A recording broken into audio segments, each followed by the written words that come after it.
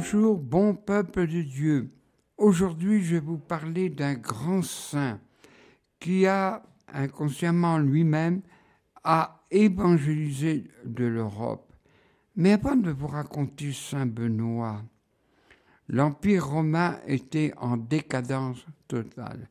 Les armées romaines qu'on disait invincibles ont été battues de toutes les frontières. Et une époque très tourmentée, les Vandales, les Perses, les Alamans, les Lombards et les Visigoths.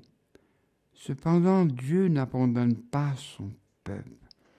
Naquit un futur saint, Benoît, en 480-547. Et là, ses parents étaient aisés. Ils s'étaient réfugiés en dehors de la ville de Rome, en Ursie, nord-est de Rome, à peu près 100 de kilomètres. Ses parents étaient aisés et en plus chrétiens. Bien sûr, il eut une petite sœur scolastique qui se suivait. Cependant, l'enfance, c'était la coutume romaine, du moins des gens aisés comme étaient ses parents. On lui donna une nourrice, Syria, qui restait longtemps avec lui. Pour ainsi dire, Syria était vraiment sa seconde mère. Et ce petit grandit. Et à l'âge de 15 ans, son père lui dit « Il te faut apprendre qu'on est quand même de bons citoyens, honnêtes, vertueux, instruits. » Il y a là, mais cette Rome décadence, et les jeunes étudiants, comme ça se fait à toutes les époques, même dans les temps modernes de chez nous, il y avait les jouisseurs. Alors, Benoît, profite de la vie, amuse-toi bien, viens avec nous boire un coup, profitez des filles, la vie est courte, profitons-en. Il avait aussi des professeurs très païens, philosophes et tout. Il dit, mais je ne vais pas pouvoir rester dans cette ville. Et un jour, il prit la grande décision. Syria, je n'en peux plus de vivre dans cette décadence. Même les chrétiens qu'il y a à Rome vivent comme des païens.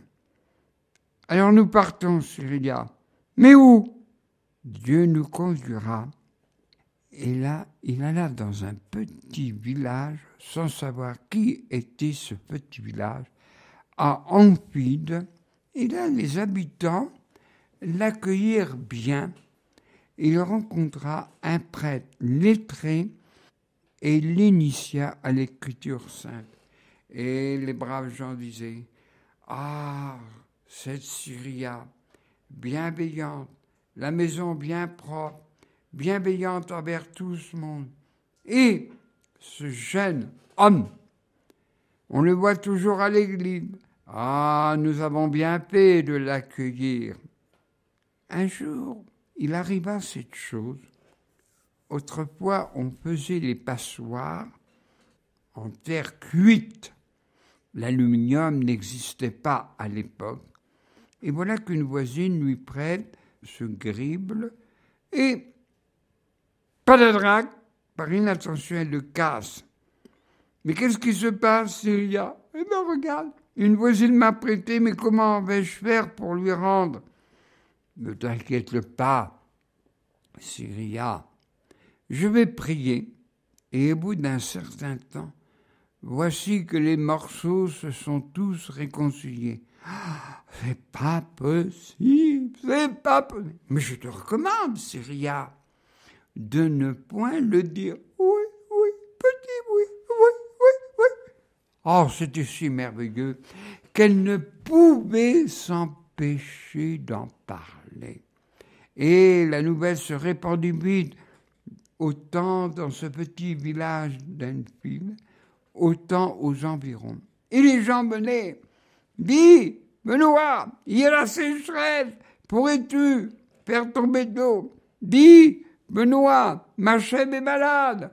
Dis, Benoît, mon mari est malade. Il se dit, mais je ne peux quand même pas, je ne suis pas venu pour faire des miracles. Je suis venu chercher la solitude et la prière. La prière. Alors il prit une décision. Il partit sans prévenir Syria, cette femme si dévouée depuis sa tendre enfance. Et il alla à une région très montagneuse, Subiaco, où il eut des constructions énormes, déjà par la conduction d'eau, par l'empereur Claude, et Néron, dans sa grande folie, fit construire des palais. Toutefois, il se réfugia et il rencontra un prêtre, l'ermite romain. Eh, mon garçon, il te faut prier. Et il passa 3 ans.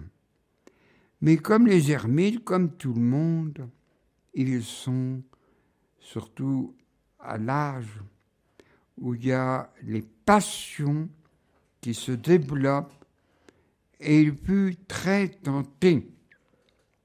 Alors, on dirait aujourd'hui, bon, tu prends une douche froide et puis ça va te passer.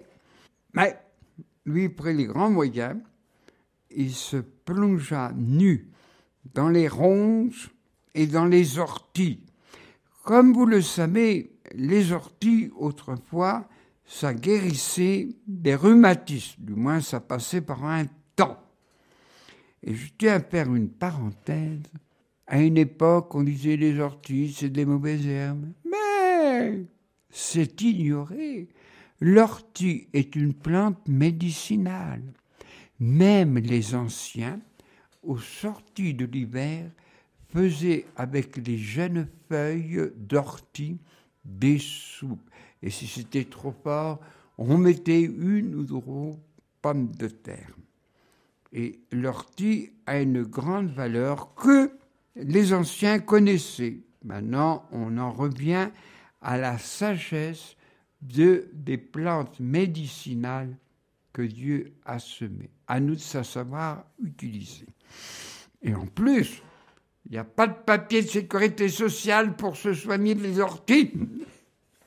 Et là, il évita tenté du découragement. Et il partageait, je répète, une vie de 3 ans. Ainsi, il imita notre divin maître qui fit un désert. Toute une grande mission que Dieu nous appelle, il faut passer par le désert. Et lui, il y est passé. Cependant, sa renommée commençait à grandir. Quelques paysans, bergers, cultivateurs montèrent et dirent « Benoît, on a eu peur de toi, tu étais habillé de peau de bête, on avait cru que c'était un ours. » Et il fut bien accueilli. Et là, Benoît, par sa formation de l'ermite romain, et aussi par ses prières intenses, il leur parla avec une telle chaleur de Jésus Rédempteur, Jésus Sauveur. Mais on voudrait bien rester avec toi. Ah non, je suis trop jeune, je ne puis. Cependant, un petit événement arriva. Les moines de Vicaro avaient parti, quitté cette terre et n'avaient plus de père abbé. Donc, ils allaient chercher ce ermite, mais il leur dit « Je suis trop jeune, je ne peux pas vous gouverner. » Ils insistèrent tellement que là, ils y allèrent et Benoît les suivit. Il vit leur vie. Ils vivaient à leur façon à eux, pas de discipline, une bonne petite vie. Comme on dirait, ils vivaient à la bourgeoise. Mais dis donc, regarde celui-là. On avait cru qu'il faisait des prières et qu'il nous laisserait tranquilles. Il est en train de faire un règlement sévère. Oh, mais c'est toi qui me l'avais conseillé. C'est toi qui me l'avais dit. Ils se disputèrent. Écoutez, on va prendre une décision. Et au cours d'un repas sobre, il y avait des carafes de vin faites de terre cuite. Les bouteilles, les carafes de verre n'existaient pas. Et tout d'un coup, il dit le bénédicité. Et c'est là, la carafe éclata et il comprit. Oui, vous avez voulu m'empoisonner, les frères. Eh bien, choisissez un prieur qui soit à votre convenance. Mais je n'oublierai pas de prier pour vous. Et il retourna sous Biaco et les paysans de toutes les classes sociales venaient, si bien qu'il dut faire à travers les montagnes plusieurs prieurés dont il nomma un père abbé. 12 petits hameaux et chacun se plaça. Ce qu'on ne dit pas dans l'histoire, c'est que les parents connaissant de renommée, eh bien, ils accueillaient les enfants. Eh bien, frère Benoît, tu t'occuperas de nos enfants, tu les instruiras de la science chrétienne, tu leur apprendras à lire et à écrire. Aussi, c'était bien la coutume depuis la Révolution française et même après. Les moines accueillaient des enfants et les enfants avaient la formation. Le plus célèbre d'entre nous au Moyen-Âge fut saint Thomas d'Aquin, élevé enfant chez les frères de saint Benoît. Aussi, on note, et les uns et les autres avaient un endroit, mais il y en avait un sur une hauteur qu'ils étaient obligés d'aller chercher de l'eau et passer leur temps à descendre et à monter pour chercher de l'eau. Il vint voir le frère Benoît et lui dit « Écoute, nous perdons notre temps. On voudrait déménager. »« Non, non, restez. » Ils obéirent, sans comprendre ni pourquoi ni comment. Et Benoît, avec un petit garçon qu'il avait adopté parmi tant d'autres, Placide. Et on alla sur ce lieu où il n'y avait pas point d'eau. Et Benoît mit 3 pierres qui symbolisent les 3 personnes de la Trinité de Dieu. Et ces moines revinrent et dirent « Qu'as-tu pris comme décision, frère Benoît ?» Eh bien voilà, vous irez sur ces 3 pierres que j'ai passées l'une au-dessus de l'autre, et là vous creuserez et vous trouverez une source d'eau. Alors, on pourrait dire, parce que nous, on est très rationalistes, oui, il y avait sûrement une source, et Benoît était peut-être un sourcier sans le savoir. Pas ou pas, eh bien, ils eurent de l'eau. Ils ne demandaient pas le reste, mais ils remercièrent le Seigneur. Aussi, ils avaient adopté un Goth, et les Goths étaient une tribu de sauvages, et ils étaient détestés. On comprend pourquoi ils dévastaient toute cette tribu de Goths, mais un peu lourdeau, costaud, fort, et voilà qu'ils débroussaillait le bord des rivières et tout. Et tout d'un coup, la serpe, la petite faucille, comme on dit, se détachait du manche, et on lui dit « Mais Christ, tu n'es pas prudent, tu aurais dû mieux le faire. Par exemple, la mettre dans l'eau pour que le bois gonfle et tout. » C'est une technique d'autrefois. On alla chercher le frère Benoît, il trempa le manche de bois. Et là, la postille revint. C'est pas possible. Et aussi, il fit beaucoup de miracles comme ça. Enfin, petit, c'est déjà important. Placide allait chercher de l'eau à la rivière. Il n'y avait pas de robinet, de tuyau et tout. On était à la naturelle. Mais cours pas comme ça, Placide. Et palatrac, il tombe. Et il y avait le frère mort. Vite, vite, va chercher le petit Placide. Et miracle, on arrive à le sauver d'une noyade certaine. Et quand le petit revint à son esprit, mais c'est pas le frère mort que j'ai vu, c'est toi, Benoît, qui m'as sauvé. Et bien sûr, beaucoup de témoignages en son âme. Cependant, il arriva des incendies comme partout, des incidents, des jalousies. Et il y avait un prêtre. Comment ça se fait? Vous allez tous voir le frère Benoît, et moi vous me délaissez.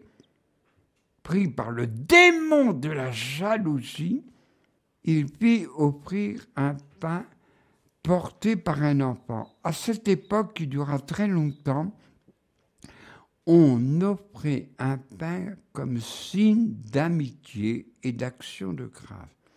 L'enfant le porta, mais Benoît, qui voyait dans les âmes, quel malheur, il m'a empoisonné, mis un poison violent dans ce pain.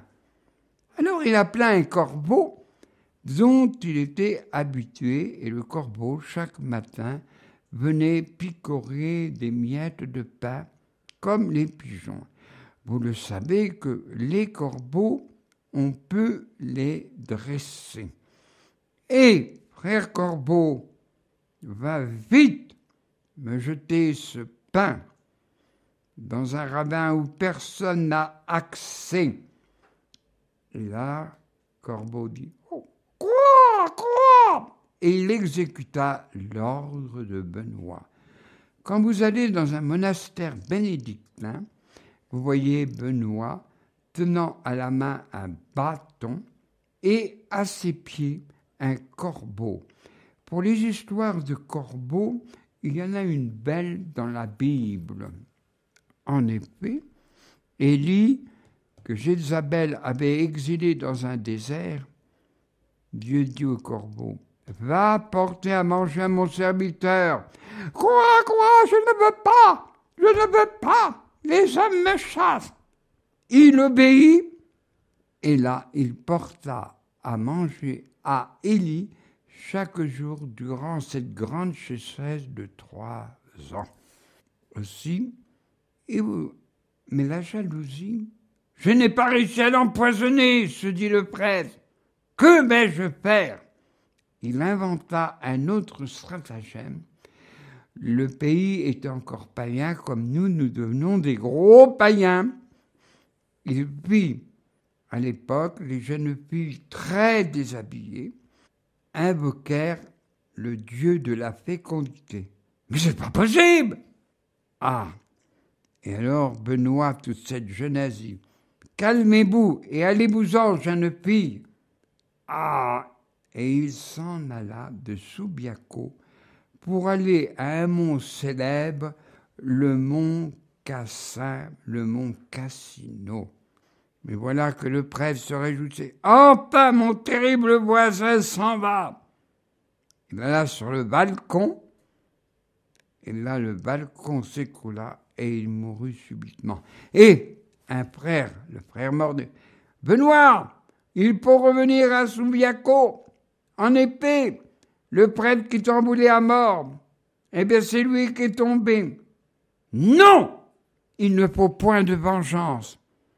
Je vais me mettre à genoux et prier Dieu qu'il ait pitié de son âme. » Et bien sûr, il continua d'aller au mont Cassin, un haut lieu connu par le monde chrétien. En effet, le mont Cassino était haut. C'était un point stratégique militaire dont on voyait de haut les invasions des Huns, des Perses, des Alamans et autres Lombards et Visigoths. Et je ne vous dis pas tout. Et là, ils y allèrent. Ils furent mal accueillis par les gens du village. En effet, ils brûlèrent les arbres à qui on faisait des dévotions à ces dieux, mais aussi on y faisait des sacrifices humains. D'ailleurs, cette histoire est arrivée à un moine important, Martin de Tours, mais j'en suis simplement à Benoît.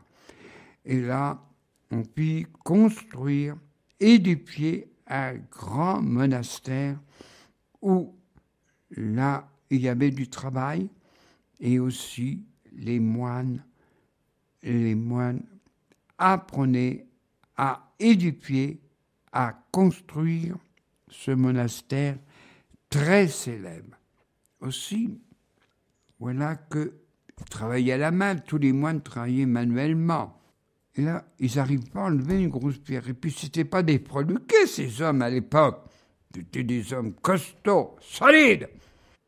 Comment ça se fait, on n'arrive pas à enlever cette pierre avec tout ce que nous sommes d'hommes? Et ils allèrent trouver Benoît. Et Benoît fit une prière. Et la pierre, la grosse pierre, se fit enlever facilement. Mais les moines, les jeunes moines, curieux voulurent savoir, était enfouie profondément une idole.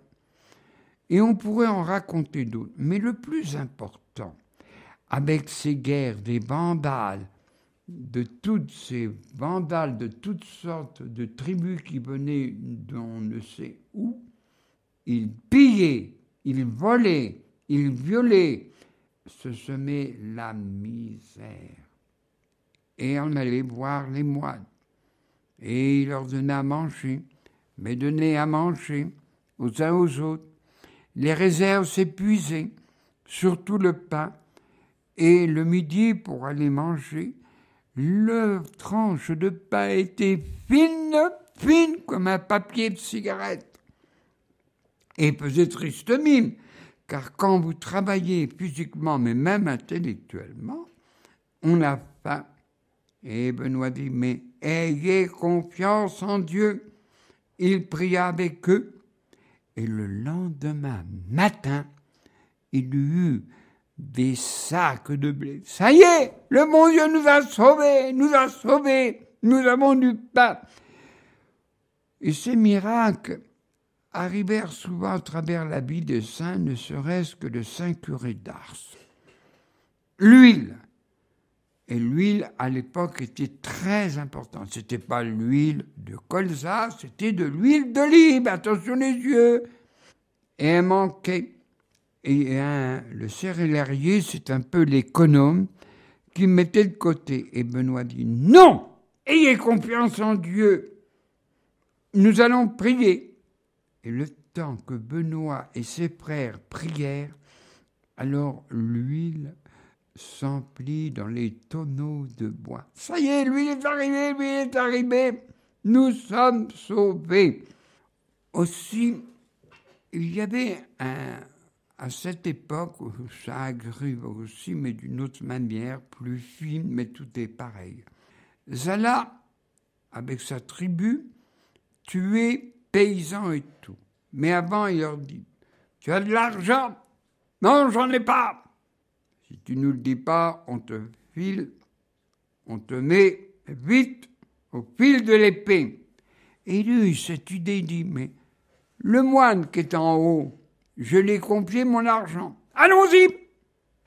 Et Benoît, assis sur un banc de pierre en priant, dit, et là, Zala a mené ce paysan ensauciné avec une corde. Tout d'un coup, elle se détacha précipitamment. Alors, les hommes à l'époque étaient très superstitieux, comme nous aujourd'hui. Hein. Mais qui es-tu?